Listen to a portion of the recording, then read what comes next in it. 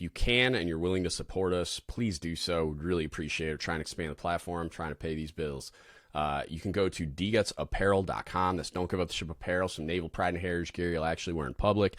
Get shirts, hoodies, shower shoes, drawstring bags, all kinds of cool stuff. Dope stickers like these. You can get logo stickers. We got the Enlisted Deviant stuff, all kinds of cool stuff. More to come. Working on lots of designs all the time.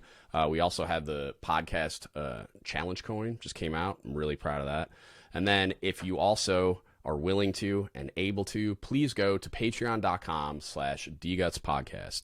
A lot of really cool benefits, tiers, all kinds of cool stuff to try to drive support for the financial side of the platform. There's demands on all of the things that I want to do to expand, cost money, all the services and subscriptions and all those things. And I am trying to turn this thing into a business and a job so that I can do that and devote all my time to providing more content, services, whatever I can do that helps you out. So if you're willing and able, please go to dgutspodcast.com. You can also go to patreon.com/dgutspodcast and become a member today. What's up, everybody? Let's spin some yarn. Good God. I, first of all, am not dead. The rumors of my demise have been greatly exaggerated. I had a bunch of people reach out asking me, like, hey, is everything okay? There hasn't been a podcast in a while. For those that have been around for a hot minute, I take a break around the holidays almost every year for a few weeks. And I usually post something on Instagram or something, which I guess I didn't do, so my bad. But I'm fine. Everything's fine. I had a bit of a weird holiday. So first of all, I woke up on Christmas morning with a cough that turned into like a really nasty flu, basically. Like sore throat, hacking up mucus, other things I won't get into that were not fun that come along with that sort of thing. Y'all don't need to hear about my bowel movements. But so it was gnarly. I had a really bad, it took like until New Year's Day where I was like, I didn't feel like crap. And then even to this day, I'm coughing up mucus, which is absurd. And I don't know why. But you know, it is what it is. So there was that. And then, the transition. So like, I had a job, which some of you may know, like I got hired by a contractor for the Department of the Navy to develop training for CSs. So I got I got the job offer, signed an offer letter, all this crap, but it was dependent upon a contract being awarded. The contract fell through because it's a government inefficiency. So I didn't find out until like 2 weeks before I was supposed to start. So I had to pivot to, hey, I'm going to be a full-time college student now. But you know, you can't just like start college whenever you want. So I couldn't start till January 3rd full-time where I wanted to go. And I had to like go through the process of applying for VA benefits for education and blah, blah, blah. So like I just started school after the holidays on January 3rd finally. And it's a little bit of an adjustment because I'm commuting about 30 minutes. It's about as far as I was driving to work, so it's not a big deal. But like, so I'm commuting, and I had to like get my whacked out sleep schedule in check because I was just like, you know, partying like it's 1999. Not really. I was like just sleeping all day and like doing whatever I want with my time, and I had to like adjust back into like a structure, which is good. I'm a lot more productive as an adult. I'm a lot more efficient at just adulting when I'm on a schedule. But anyway, and then just like learning, like assimilating, like, you know, that those like Happy Gilmore memes that go around. Is it Happy Gilmore? No, Billy Madison, where you're like sitting in the elementary school and you're like a grown adult and you're like looking around. It's kind of like that. I'm pretty sure I'm older than every student in my psychology class and the professor, so that's neat. But yeah, it's been an adjustment. It's been kind of a weird period, so I took a little more time just because I was like trying to juggle the flaming chainsaws. Like it's not super stressful or anything. Like I enjoy it. I'm having fun. It was just like getting my hands around being a college student, like learning my way around campus and getting into the like rhythm of homework and getting into the rhythm of like post-COVID technology-based college delivery, which is kind of odd. Like they just like flippantly, like 3 hours before class, will be like, it's raining, so we're doing it on Zoom or whatever. And I'm exaggerating, but like one of my professors has a cold for the entire freaking class, basically. So like I haven't been to this one in-person class ever. Like we've just been doing them all on Zoom. Statistics suck, by the way. Sorry, there's a lot of S's in there. That's that class. But anyway, so that's a 4-minute explanation of, oh my God, I'm trying to figure that out. And I feel like I got my arms around it now.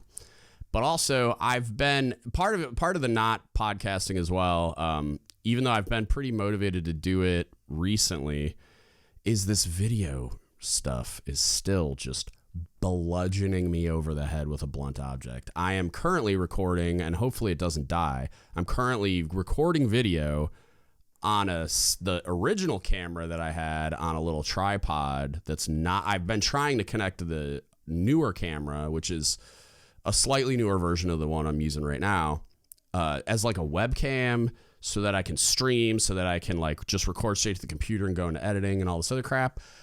And it is destroying what's tiny little shards of my soul are left trying to figure this out. So if I got any AV nerds in the audience, please hit me up. I won't bore you with the technical details here because most people don't care, but I would really love to get this process finalized or whatever and just set up so I can just like click record and start rolling. But we'll see what happens. Hopefully I have video for this. So that's the other thing. But that's the other thing that's been killing me is I really want to do video, and I haven't been able to figure out how to do video without it being all glitchy or without the quality being acceptable to me or whatever. So here we are, and I'm trying this because I'm just at this point where I'm like, I got to do something. And if the video doesn't work out, I'll just post a podcast until I can finally get some help. Shout out to Damo. He's been helping me a little bit, but I just like, some of it's, I'm stubborn and I try to just like YouTube and Google my way out of the problem. And it's like, it's worked for most stuff, but this is just, I'm not smart enough for this, I don't think, or I'm just not looking in the right place, or what, both. I don't know.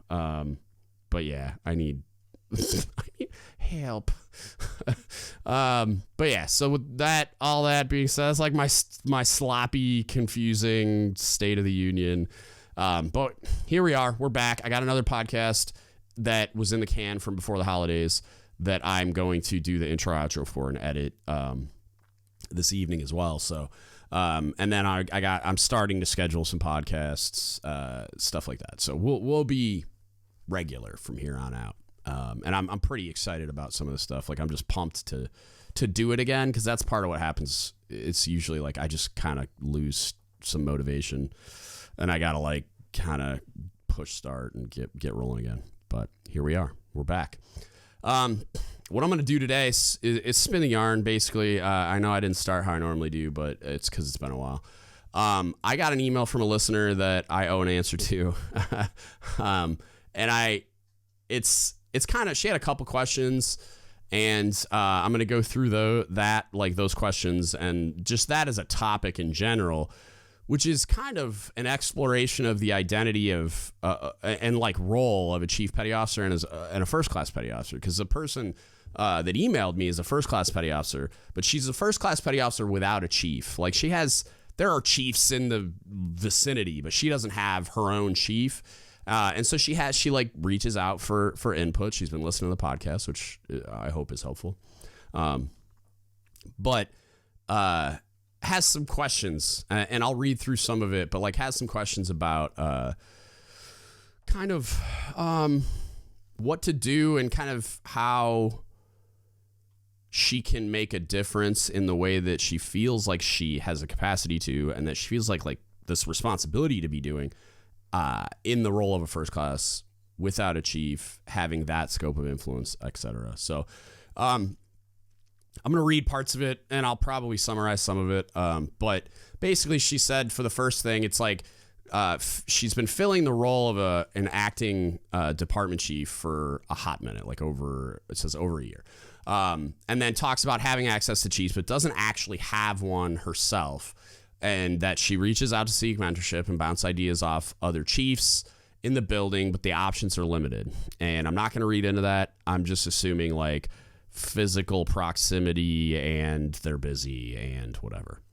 And the thing that I thought was the most interesting about this part of it was she gets into like kind of like what is a chief almost, and asking that as like this overarching like philosophical question, but I also feel like kind of like a functionally like what is a chief.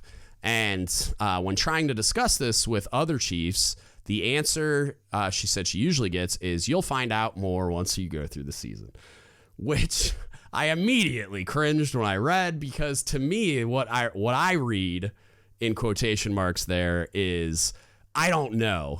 Like, and they're like deferring answering the question to the weird, like enigmatic prism that you step through when you go through the Chiefs season, or like that's what we like to imply is like, oh, when you step behind the looking glass, you'll know. And it's like, oh, you'll just know. Or like, how do I know when I'm in love, Dad? You'll just know, son. It's like, no, you like, that's not real. That's a Kate Hudson movie. Like, calm down. This is like, when you're asked this question as a chief, I'm not saying you should be able to articulate exactly what a chief is, because as a lot of you have heard me talk about, and I would probably say like within the last year, I've spent a lot of time on this, is I don't think the Chiefs community knows what a chief is. You know, fight me. Like I'm dead serious. I don't think, because I fancy myself a moderately intelligent human being, and I can barely tell you what a chief is. I can tell you it, like I can articulate pretty well, I think, and passionately what I believe a chief should be. But what a chief is a lot harder of a conversation to have, because there's not a great source document to point at and be like, this is what a chief petty officer is. Like I had that conversation with Dan a while back, where we were going through, it was for the Teaching of the Creed episodes. We were going through the article in the early 1900s Blue Jackets manual. And his thing was like, why isn't this the Chiefs like ethos or creed or whatever you want to call it? Like, why isn't this like the summary of what they talked about in that article that comes at the end of the article? It's like you could put bullet points on a, like one of those like old, like the card, what do they call it? I think it's called cardstock, that like fancy paper that like you'll see in the admin office that they print certain like CO's letters on or whatever. Like an old like piece of paper and try to make it look cool. And like this is it. Like print those with some bullet points with an anchor on it and say this is a CPO creed. And it would already be a much more descriptive and specific, concise, like this is who we are and what we do type ethos, where when you read the Chief Petty Officer's Creed, I mean, there's a part of me that I get this little warm fuzzy of that like Chief's pride. Like I'm not above that. Like, trust me, I was a chief for a long time. I still consider myself one in that I went through all those things and did those things for so long. And I identify with a lot of the, and again, probably what I think a chief should be versus what it actually is. But then, yeah, you don't come away from reading the Chief Petty Officer's Creed with anything other than that warm fuzzy. Like, I don't think you like someone new to the Chiefs mess could read the Chief Petty Officer's Creed and then give you a very clear and concise answer to, okay, based on what you just read, who are we and what do we do? You know, like I've always felt that way about the Creed. It's not that I hate it. There's parts of it that I like. There's parts of it that I don't like. But my biggest gripe is that you don't come away with it with that feeling, right? Mission, vision, guiding principles, much better. Does it capture everything? I don't know. I honestly, I'd have to really like spend some time with that. And maybe I will as part of like some episodes and stuff. But I'd have to really spend some time with that. And spend some time like trying to delineate like, hey, what is a chief? Like, what should we be as a an institution? What should we be as an individual in that leadership role? Like, what are our responsibilities? Blah, blah, blah.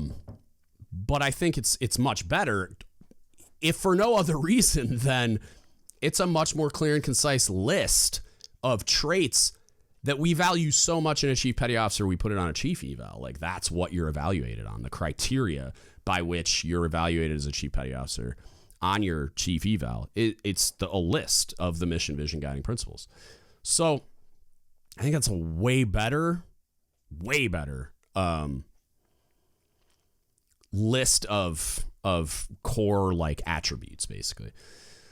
But when a first class asks this question, I would much rather, and I'm directing this answer more towards chiefs out there, but I think first classes can and anyone really that wants to know could gain a lot more insight from is you should just try harder.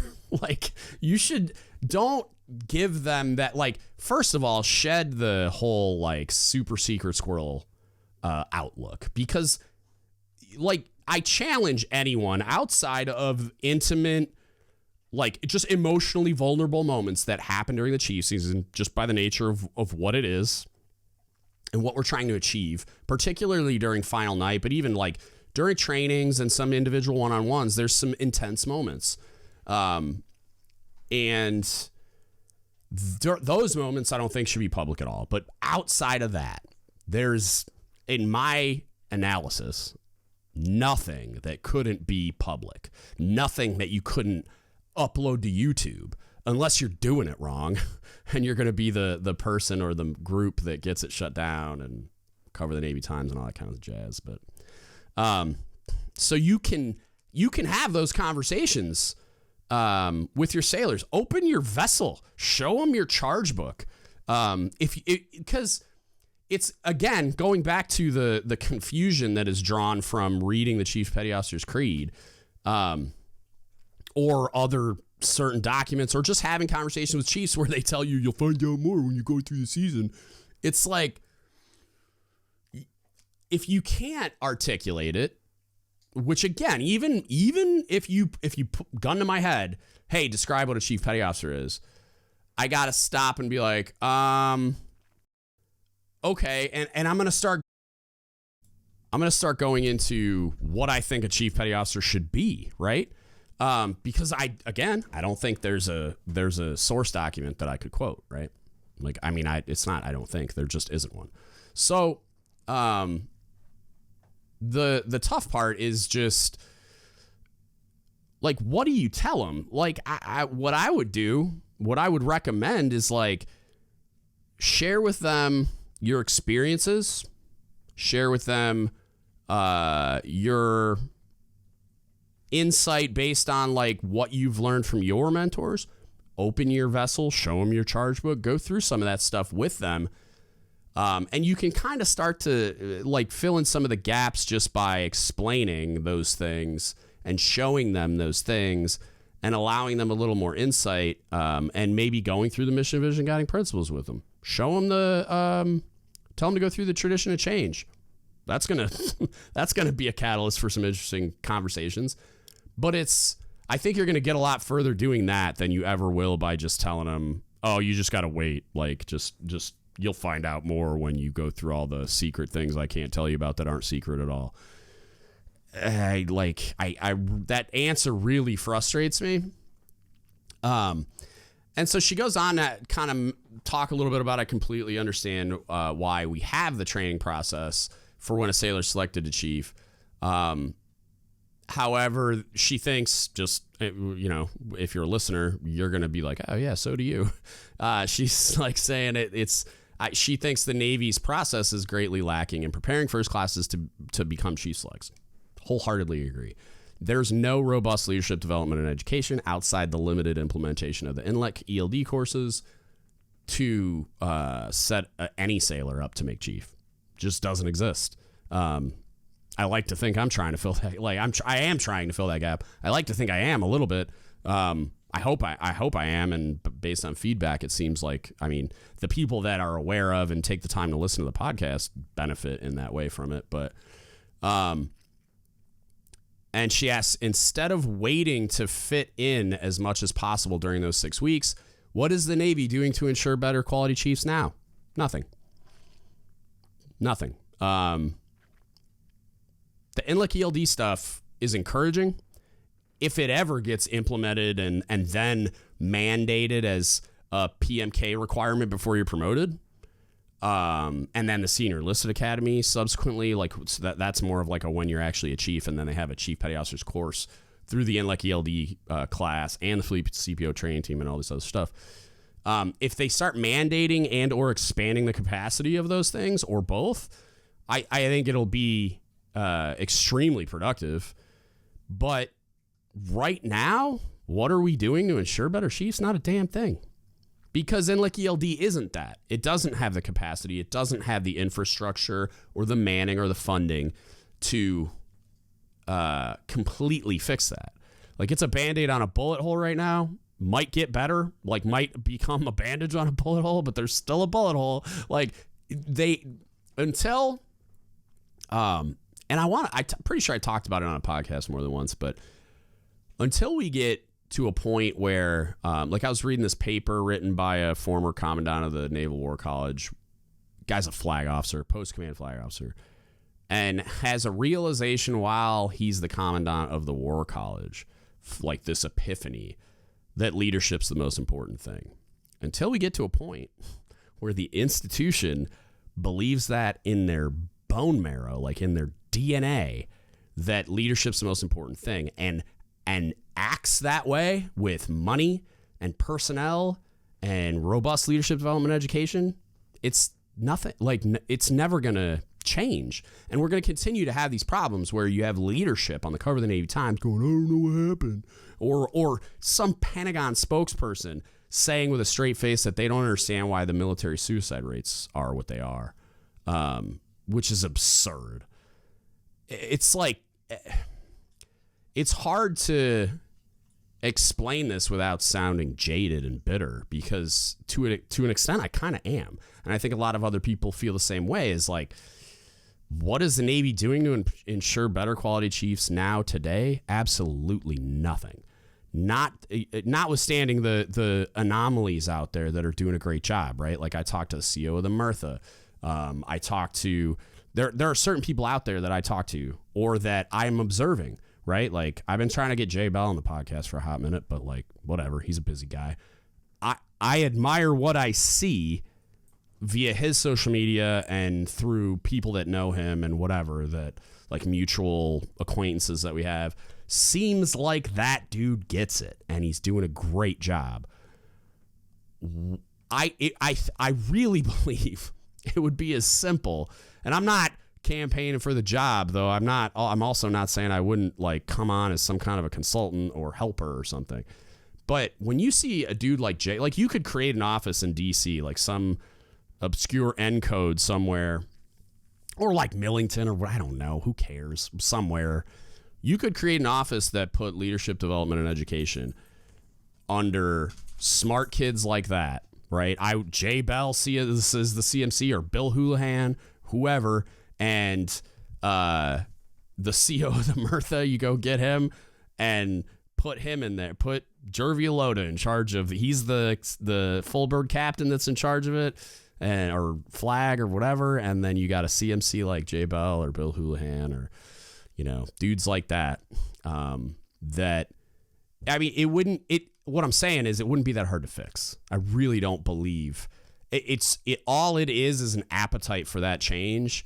And that appetite for change is what would drive the money, the personnel, et cetera, right? Where there just isn't a desire to do, like, I don't think anyone, which is shocking to me, I don't think anyone recognizes, at the level we would need them to anyway, recognizes the problem to be what it really is, right? I think they all are smart enough to know we have a problem with leadership, but I don't think that they understand it to be a crippling, like, virus of a problem that is just like got its tentacles into everything. And if you took the time to fix it, you would see all these other problems that we do spend a lot of time and bandwidth and money on, like addressing the symptoms of them, like mental health and all this other stuff. We have a lot of acute mental health issues that only exist because we have such rampant leadership incompetence.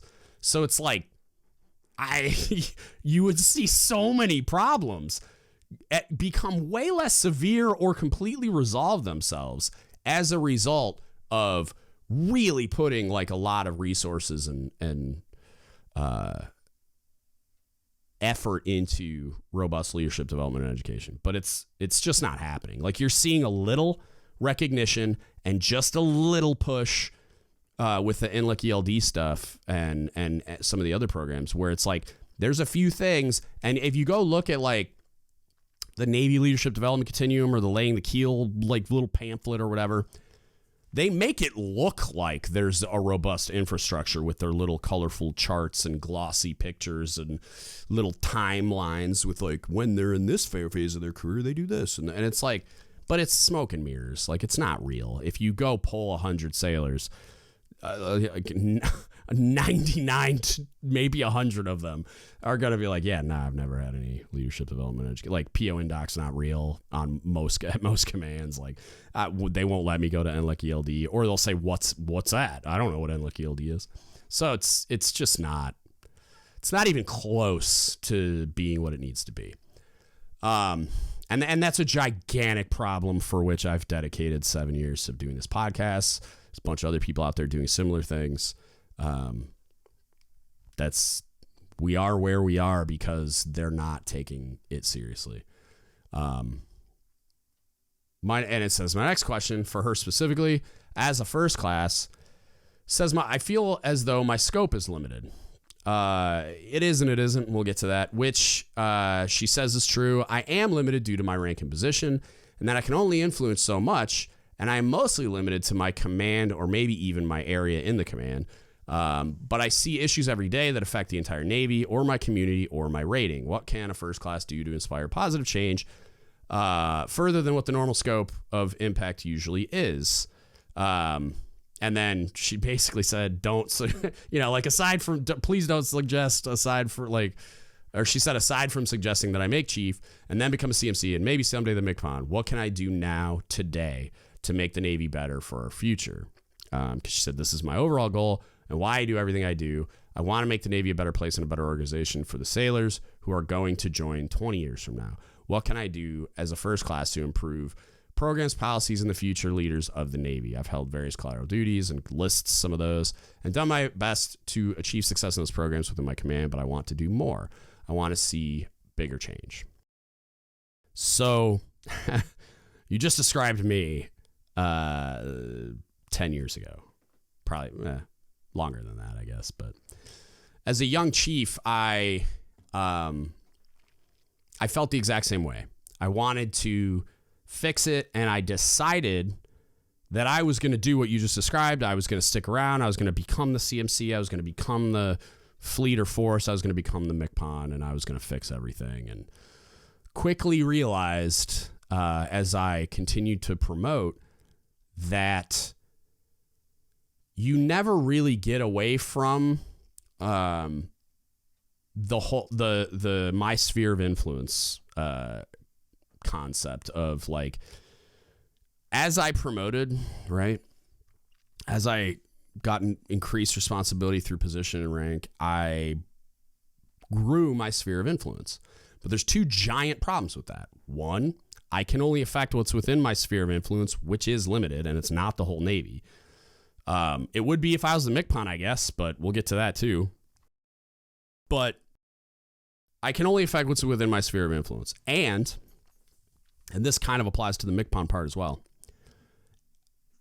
Anything I do based on the transient nature of the military, when you're looking at it from a career perspective, or when you're looking at it from just like a tour perspective, or even like holding a collateral duty for a limited amount of time perspective or a position, you're only affecting what's within that sphere of influence while you're physically present, while you're in that place or that job or whatever, right?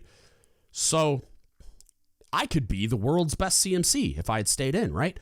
I'm not saying that that's what I would have been, but I'm just saying, like, let's say I did everything perfectly and I was just God's gift, right? or just really good, right? Like good, like the command culture on the Murtha, like CO and the CMC and everybody, they put together a crazy, like an amazing culture that I think probably almost all sailors on board were really appreciative of, right? And they were really happy with, to the extent that you can be while you're doing something that's as hard as what we do and as stressful as what we do. As soon as I transfer, and I talked to Captain Alota about this, and the boatswain's mate senior chief I talked to that was on the Murtha as well at the time. Like, I talked to him about it as well. And it's like, once you leave, it might like linger, right? I'm sure it will for a while, but eventually all of the positive impact just kind of leaves with you. Unless God willing, which doesn't normally happen, like you get another transformative leader behind that, which I say that for lack of a better word. I don't really believe in transformative leaders, but that's another conversation for another time. So it's kind of the problem with it, and the reason that I mean, it's not the reason, but a big reason why I retired when I did was I realized through the experience of trying to do what you described, where like, I'm going to change the institution from within, be the change you want to see, all those fun little like meme quote things that you see from like influencers and like leadership or like motivational quotes and influencers and stuff. The problem with that is that the Navy as an institution, not going to change because of me. It's just not. I think if you snapped your fingers and made me the MCPON tomorrow, it wouldn't change. Like, I would piss a ton of people off. I would probably end up getting to the point where I just went scorched earth in DC. You'd see me on C-SPAN testifying before Congress, just losing my absolute shit. But I don't think it would make any difference long term. I don't think it would shift the institution in the way that we want it to go. And I retired because I found a way to do that, I think, or to be a part of it, I guess. So I realized, because I've been doing this podcast for 7 years, I realized that I was making, and this is just a small individual realization, but I realized that I was making more of a difference. Like, I was making the impact, the positive impact as a leader and as a chief that I wanted to on a way larger scale by doing the podcast. The institutional change I wanted to make, I felt like I was doing a better job of it by doing the podcast than I ever could if I stayed in the Navy. And I still believe that right now.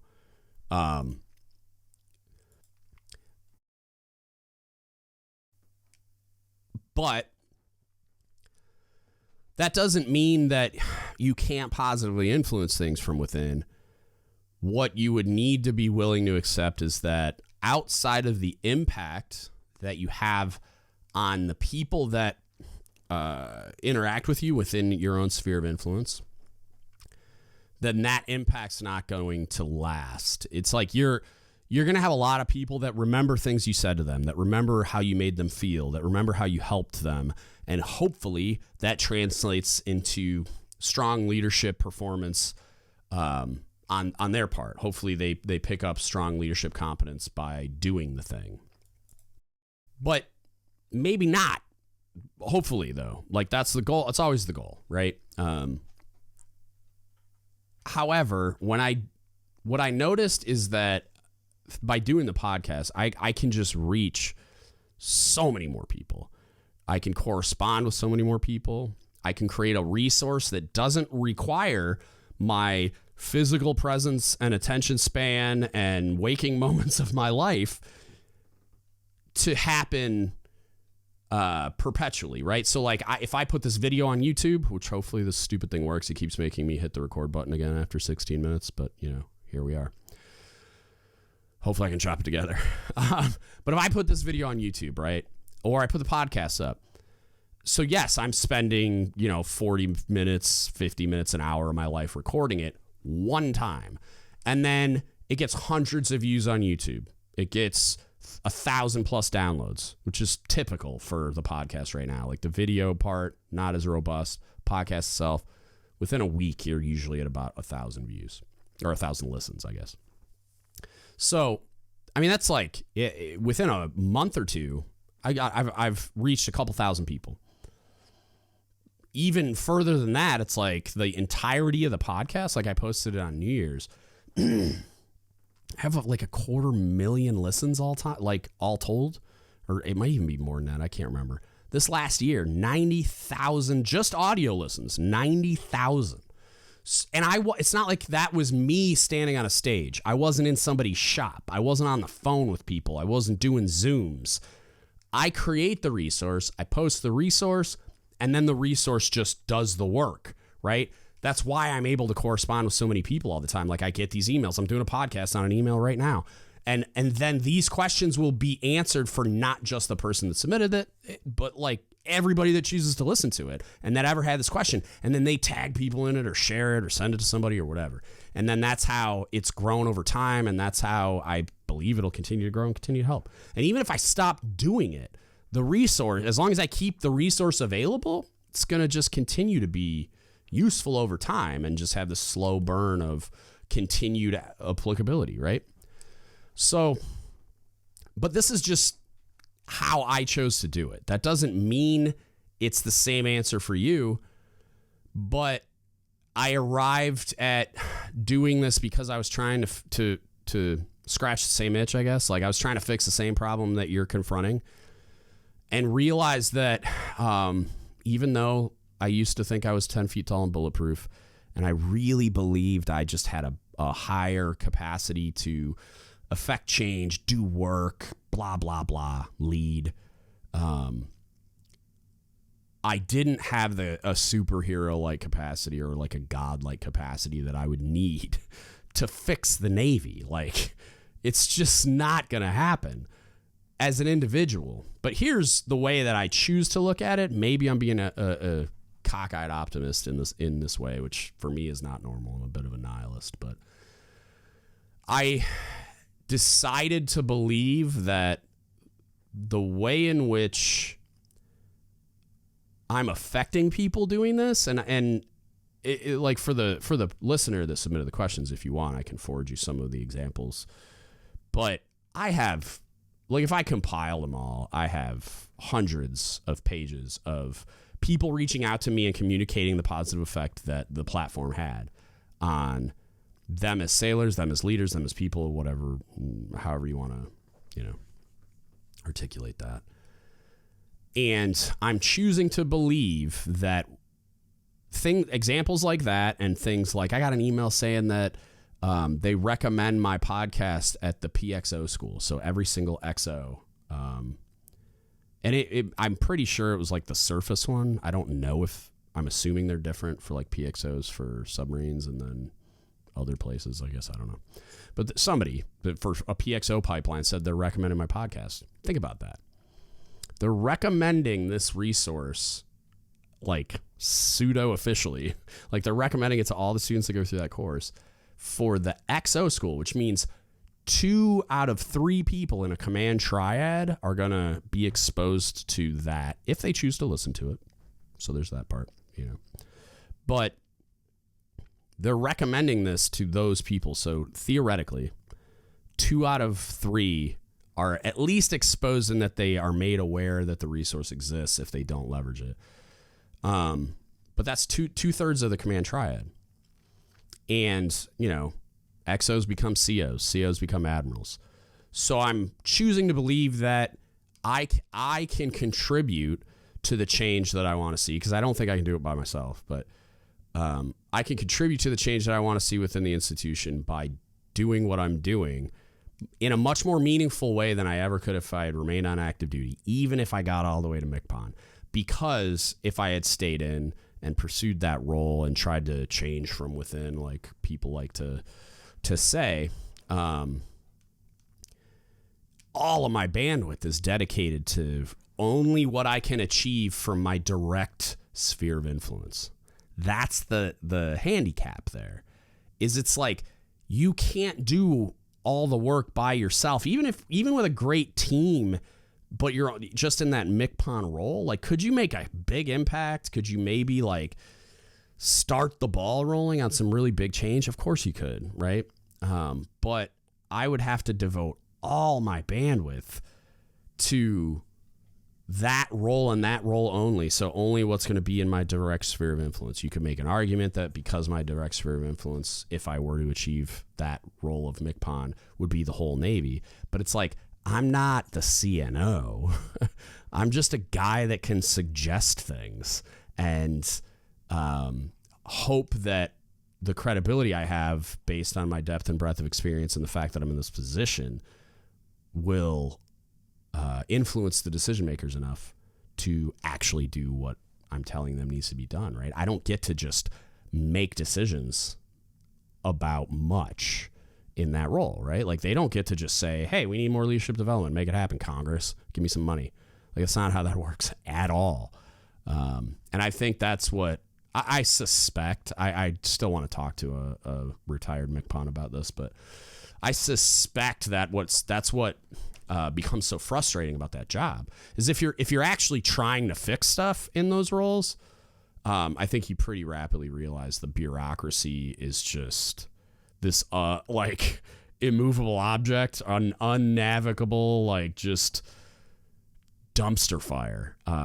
So when and it's like, I'm sure a lot of people agree with everything that the MCPON says about like, hey, we need this and we got to fix this and we need funding for this, but actually getting that to happen is a whole different can of worms. So I think by doing what I'm doing, I'm making a way bigger impact. Whether or not that fixes anything besides making better leaders and making people like, I've got a lot of emails about like, hey, I'm much more motivated, or you've reinvigorated me, or whatever. Even if that's all I'm doing, I think that makes the institution better, and it makes it better on a scale that I don't think I could have achieved in uniform. So what does that mean to you, right? Because she's like, oh, I'm just a first class. I'm not a big fan of that perspective. I understand what you're saying. Your direct sphere of influence is much smaller. Go lay down, Moose. My dog is trying to interrupt me. Go lay down, buddy. It's you don't have the ability to do certain things because you're not a chief or because whatever, but that doesn't mean you can't do a lot of really impactful things, all the way up to including something like this. With if it's a podcast, cool. If it's a YouTube channel, cool. If it's just you live streaming on Instagram, cool. There's probably ways that I don't even understand. Like TikTok's not a thing for me. I don't think it ever will be because I'm terrified of the algorithm and it infecting all my devices stuff. But I am trying to find a way around that passively. Like, can I just get like a standalone phone and like keep it in a bag or something? I don't know. If there's any CT ethical hacker types out there that can tell me how to get around that, that'd be cool. Because it would be neat to interact with. I know there's a lot of sailors on TikTok, but I'm just like, I'm scared. That's the answer. Is I don't want it to be infecting all of the devices, even though my wife has it on her phone. So I guess I'm screwed either way.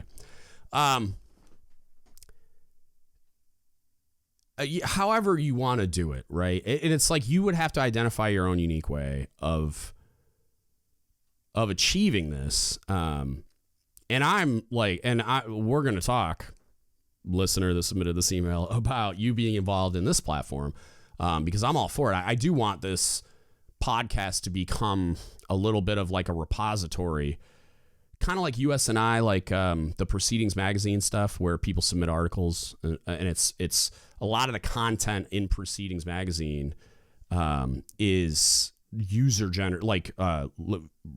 generated content, right? Like, or people are referred to like their essay contests, or you can just submit articles for inclusion in they have like a column or a area called Nobody Asked Me. And so so that somebody writes an article about something that's just frustrating them or whatever.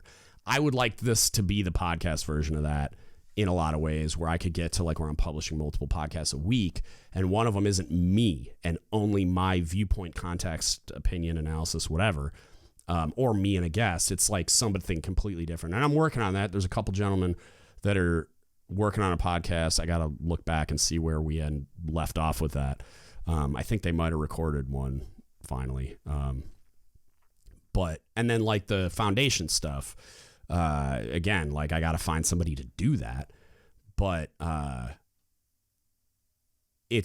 want a variety of content, like a diverse content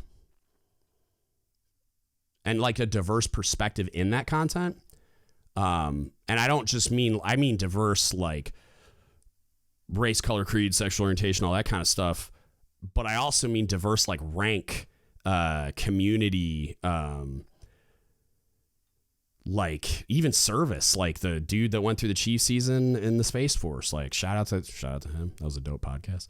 But like, there's so much to learn from so many people, so many like veterans. Like I got a bunch of things recently where people reaching out to me, like veterans that own businesses that are trying to help other veterans that I'm probably going to start bringing on. And so I want it to be a repository. So like, we're going to talk about that, and maybe that can scratch that itch for you for now. And maybe that grows into something totally different, or you're just part of this forever, or whatever. But I think if that is your genuine desire, that's really what you're on fire about. I don't know that you can do it from within unless, because even if you became the CNO answers to the SecNav answers to Secretary of Defense, Secretary of Defense answers to like the funding whims of whatever continuing resolution or Defense Authorization Act. That's, like it's not as simple as if I was king for a day, I would wave my scepter and this would be fixed. Yeah, but there's no such thing. Not really. And once you would get to, let's say you became president of the United States, it's like, you're not paying attention to stuff like this. You're just not. Like, you don't have the bandwidth for that. And even if you did, you'd be neglecting a whole bunch of other arguably way more important, or at least like there was immediacy. Like you'd be neglecting a bunch of priorities that you can't neglect because one person can't possibly just be the end all be all.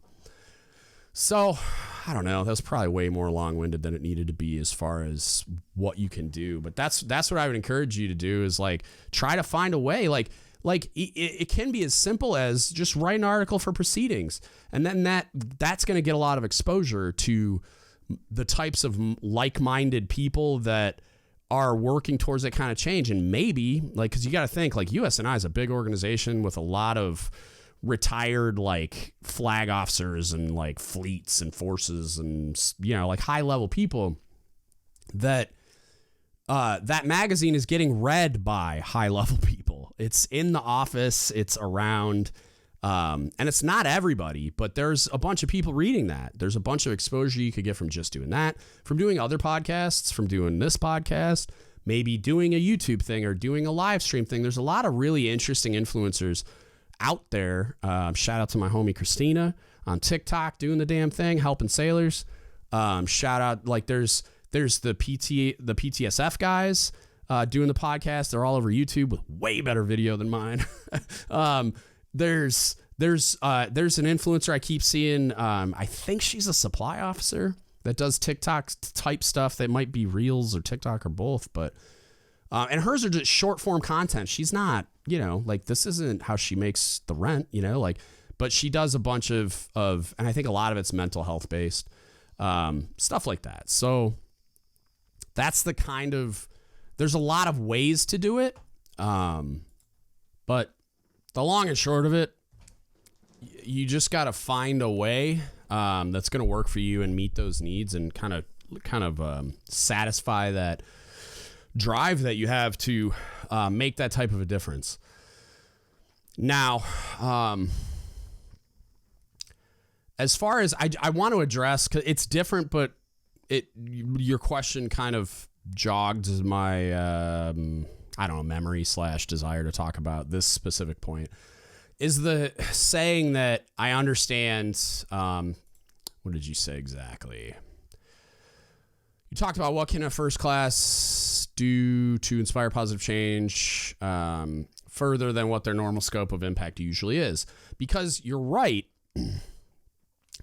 when you say that your scope, your sphere of influence is smaller than, like, say, mine when I retired as a Master Chief, right? Because of course it is. That's just how hierarchies work. That doesn't mean you can't operate outside of the hierarchy in certain ways. And ways that you can do that is, so you mentioned, like, you were a command career counselor and a Simeo and a sponsorship and NDOC coordinator, right? There are ways that you can really make a difference for those people when they're interacting with those programs that you own by not just running them, but by going above and beyond and making a big difference. But are you going to make institutional level change? No, you're not. Could you solve a problem for a long time and or permanently? Yeah, you could. And I mean, you could say that might qualify as institutional level change. It depends. Like, there's probably anomalies out there as far as, like, cases where, like I talked about I forgot, the name's going to escape me, but there was a group of sailors, one of which was one of my A school kids that I did a podcast with. And they kind of created a little organization. It was like, Life something. It's going to escape me, but I don't want to just pause and say a million times. But, like, it was a thing that they just kind of created to make sure that everybody kind of felt like they were included and that they were valuable and that they weren't, like, lost in the sauce, you know, like, especially, like, around the holidays, like, they're not the kid that's on the ship by themselves, that they, like, have somewhere to go and that they feel, and they would do really cool stuff. CO and all them got behind it. And then the program started to spread in I think it was Pearl Harbor area. And then got recommended to, you know, Big Navy, I think. But, you know, then the cynical part of me comes out and is like, yeah, but then somebody in DC is going to type up a nav admin and release it. And it's one more program we got to have a binder for. And, you know what I mean? And it's going to, like, lose its, efficacy because those sailors aren't the ones implementing it.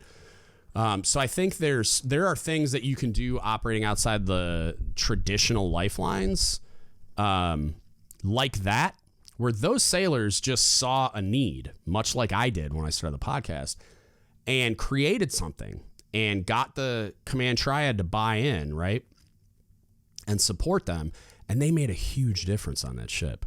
And arguably on a few other ships, if it was implemented in a meaningful way, like if they really believed in it. But I would say those things can kind of, once they leak outside the lifelines of the ship or, like, of that command or whatever.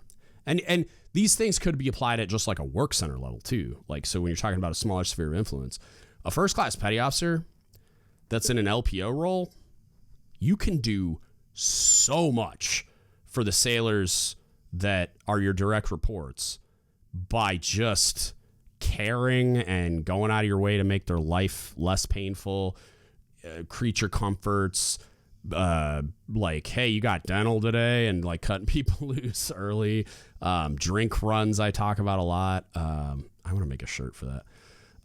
It's just random things that I think about while I'm doing podcasts. But yeah, it's like, just, there's a lot of little things that you can do that to that sailor, to that E3 that's at the bottom, like, rung of the military hierarchy, is huge, just enormous. The impact for them is enormous. And so a lot of times as leaders, we get lost in I'm not fixing the institution, so I'm not making a difference. To that E3, you showing up at just the right moment during a stores load and handing them their favorite energy drink is like finding $100 bill on the sidewalk. Like, it's a big deal to them in that moment. And it's that Maya Angelou quote. I don't remember. People don't remember what you say to them. They remember how you make them feel. I probably butchered that, but you get the sentiment is accurate, where it's like, for something that seems so, like, whatever, like, just this throwaway moment where I did a thing that's not a big deal. I spent $3 on a monster, like, calm down, it's not a big deal. To them, like, it's not that you spent $3 on a monster. It's that like, so during a stores load, I would recognize the tension because they were ridiculous. I've talked about it on other podcasts, but I would recognize the tension of like, it's been a long couple of days, at least. Everybody's getting frustrated. Everybody's tired. Everybody's hungry. Everybody wants to go home. So when I would feel like that, I could feel that tension in the air. Like when I would get to a point where I could recognize that, be like, hey, I'll be right back. And I would just disappear. 30 minutes later, because it's a hike, like ballistic missile submarines, it's like security on security. It takes 15 minutes to get from where the submarine, it takes 20 minutes, 25 minutes to like walk to your car, which is really far away, and then drive up to like the Midi-Nex. But anyway, I come back with like a big sack of everybody's favorite thing, right? Like whatever tea or drink or Gatorade or Monster or whatever. And it was just this big, like, you'd feel all that tension just like, melt away. We sit around in a circle and talk shit and drink our drinks and then kind of, okay, break time's over. Let's get back to work. But we're all kind of like laughing through the pain at that point. But it makes a big difference. And it's like, you're the person that did that. You're the person that caused that laughter. You're the person that cut through that tension. You're the person that improved everybody's mood. And you're the person that made the experience bearable. And that's repeatable, right? That's very repeatable in a lot of different circumstances. So I would say, like, don't just look for the home runs. Like, look for the bunts, man. Look for the singles. Look for the base steals where you can just, you have the control in a certain environment to just, somebody's day after duty and you're just like, hey, don't you have dental today? Don't you? It's your turn to have dental today. Don't you have dental today? And send people home early or whatever, right? There's little things you can do, and I don't get unethical. I'm using that as an example where I would be like, if anybody asks you got dental, get out of here. Could you argue that's unethical? Sure, but little white lie, whatever. I'm retired now. I can air this dirty laundry. But yeah, it's. There's a lot that you can do at the first class level.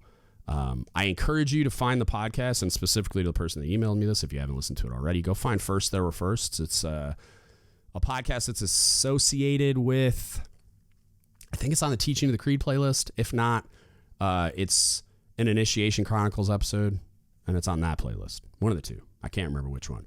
But go listen to that podcast. In a abstract way, you already are a chief, and that might piss some people off, and I wouldn't recommend telling a chief that to their face in some kind of a confrontational way, but in an abstract way, you already are in that role, because First There Were Firsts. Go listen to the podcast. But yeah, you can make most first classes out there think that their ability to influence change and or just take care of their people, like the scope of their ability to do that is much, much smaller than it is. I would argue that a really motivated and informed first class petty officer, or even better, a group of them, I'm talking like 2 or 3. Like, you don't need like the whole first class mess on board with this stuff. Like 3 just super motivated first classes that want to make an organization better, that want to take care of sailors, that want to do all the things that we're talking about. You can make a huge impact, especially if you find a way to get the Chiefs mess to co-sign, which sounds hard, if not impossible, to a lot of first classes when I have this type of a conversation. It's easier than you think. Like, if you fix a problem for the Chiefs mess, or volunteer to try to fix a problem, right? We're going to throw rose petals at your feet because it's a problem I don't got to deal with if I've got a bunch of smart, capable first classes. And it's like low-hanging fruit, right? Like PO Indoc when it was a thing. Or, nowadays, we do the NLEC ELD thing and it's optional or whatever, but doing some type of leadership development, education, and training, even if that's being point for like Sailor 360, there's got to be chiefs behind that. That doesn't mean you can't be super involved.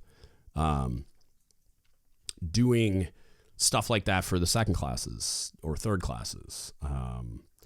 Finding ways to, like, good order and discipline things. Like, there was a group of motivated first classes, and I'm not saying like this made a tremendous difference, but it was an encouraging sign at the time where there was only like 2 or 3 of them that they were like, we really want to activate the first class mess, and we want to have a meaningful role. We don't want to just do like simple things that, you know, like it's like this little stupid throwaway thing, like a blue jacket of the quarterboard's not a stupid throwaway thing, but they don't want to just do traditional like kind of whatever things. They wanted to be involved in like maintaining good order and discipline on the ship and developing sailors and doing chief things, right? And the chief's mess was like, okay, bring me a plan. And so they did, and they started doing this thing where they were like posting these like policy memos, and like really like holding people accountable and doing things on the deck plate. And it was like, some of it was a little clunky and it took some course correction or whatever. But it was an encouraging sign, and you can get a lot done when you have a group of people like that are motivated for positive change. Like, so yeah, I guess I'll stop there with these points. If I didn't answer everything from the email, let me know. I think I touched on the important stuff. And I mean, I'll write you back too, but, yeah, and then to address the last question, she said, also, I hear most of the episodes, you said, hit us up or send us an email. Is there a DGUTS team, or is it just one individual? If there is a team and you ever need anybody to help, blah, blah, blah. And basically like saying that they're interested in being involved, which is great, because I want you to be involved, and we'll get to that. I'll email you. But, yeah, for everyone else, it's like, yes, there's a team. It's a little more like a loose affiliation. Chief Bob is probably he's the one that sticks around. Like, he's my ride or die, but like he's probably the most permanent member of the team.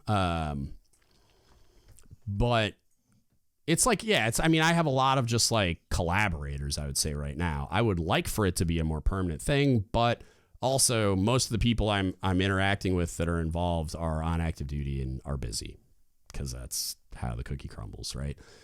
But if you are interested in being involved, even if it's one-offs when you have time, very much like the USNI process for essay submission, hit me up. Tell me you want to do it. And even if you just record one podcast or like 3 a year or something, like, who cares? Whatever. I'm in.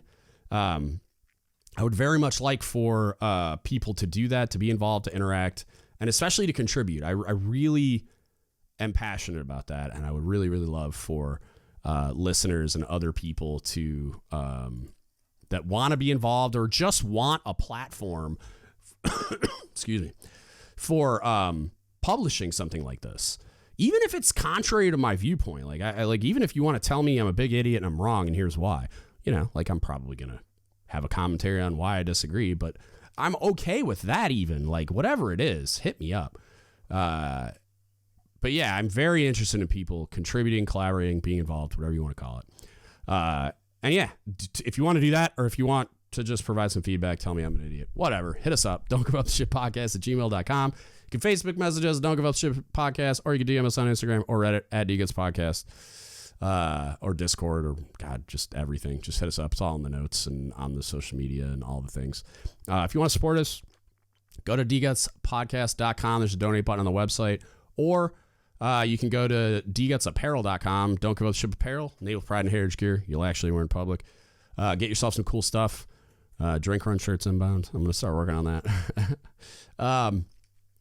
And then if you want to support us financially, if you can, it helps us do things like buy cameras that I don't know how to use. So go to patreon.com/dgutspodcast. There's a bunch of cool benefits that come along with that. And, you know, if you got the money to throw away on a dude like me, that's how you do it. Go to patreon.com/dgutspodcast and become a patron today. And I would really, really eternally appreciate it. And that's it. That's what I got for you today. Thank you so much for listening, and don't give up the ship. Hey, shout out to our awesome patrons. We got Ryan Lebrecht. Hopefully I'm saying that right. We got my man Seth that I just talked to on the podcast. Greg Robbins, Victoria Living Good. Hopefully I said it right that time, Victoria.